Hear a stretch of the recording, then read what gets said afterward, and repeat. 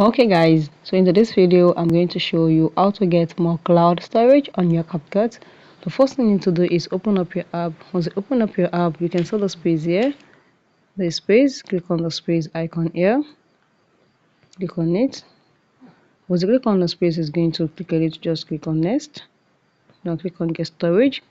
Now once you click on get storage, what you need to do is it's going to take you directly to where you're going to get it. And so for you to be able to get more storage, I think you need to be a pro. So you can get monthly, which is 9,900 for 100 gig, and for yearly you can get 79,000. For 1 year you can see. So once you're done with anyone you wanted to do for 100 gigabytes, just click on purchase. Once you click on purchase, then you'll be able to get the 100 gig for you can see these are the benefits to get your 100 gig space storage on your CapCut. So it's very easily. So guys, if you found this video helpful, smash the like button, drop a comment and subscribe.